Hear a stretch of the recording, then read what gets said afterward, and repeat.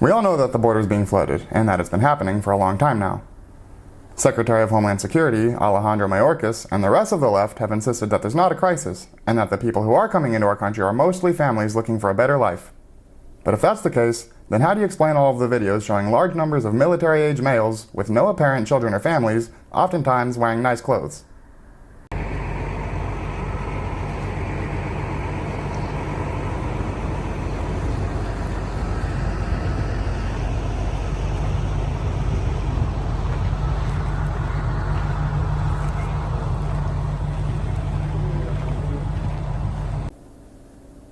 How are all these people even getting here from places like China? And, as many have pointed out, why do so many of these military-age males look so comfortable standing at parade rest? We're literally being invaded and our politicians are doing nothing about it. And where's all the money coming from anyway? Who's paying for their long voyages? I mean, we don't really think that they're walking from China, do we? Even the ones coming from places that you could theoretically walk from sure seem to have some pretty clean shoes. Also, who's paying for all these people to stay indefinitely in hotels? Go ahead, Ben.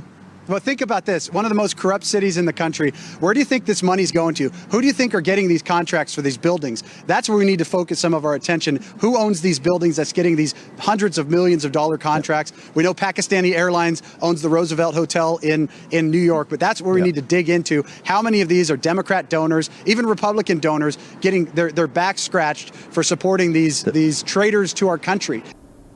And most importantly, why might someone be motivated to pay for all these things? Who benefits from heavily diluting the percentage of Americans in America? And could it possibly be related to the argument that voter ID laws are racist and the subsequent push to do away with them?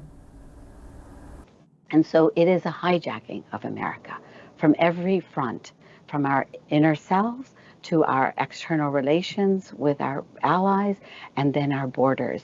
And the truth of the matter is that there is a political motivation, right? There's a motivation to try to change demographics in congressional districts. And we have to be really clear about that. You know, this isn't some altruistic effort that's happening. There's multi-million-dollar organizations that are leading these caravans, allowing the registration then to voting, taking away identity rules when it comes to voting.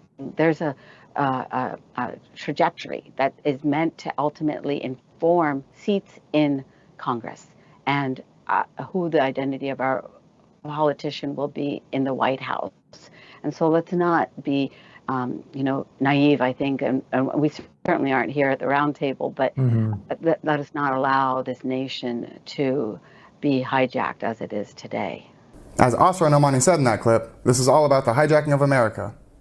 If we flood the country with people who don't have American values, who don't believe in our founding principles, and who simply want to replace our culture with the very culture they're fleeing from, and then we give them the right to vote, they'll fill Congress and other seats of power with like-minded people, and very soon, America as we've known it will not exist anymore. The degradation of our culture is nothing new. Universities have been brainwashing the younger generations for decades now. Then things like TikTok transformed the game by being able to reach millions of more people in a larger age group.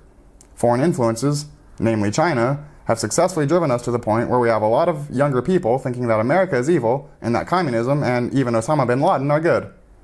But apparently now, there's no longer any need to rely solely on indoctrinating Americans to hate our own country. Now our culture can be destroyed by overflowing the country with illegal immigrants who hate us and removing any barriers that would prevent them from voting. Thankfully, though, I do have hope. A lot of people are waking up, but we need to keep the momentum going. We need to stay informed, but still think for ourselves.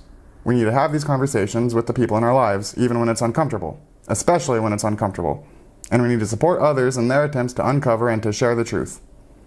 On that note, if you've enjoyed this video, please give it a like, follow my channel, and feel free to comment below with any thoughts you may have. Also, share it with anyone who may need to hear an alternate point of view or who just wants to support another conservative voice. Thanks for watching. Until next time, take care.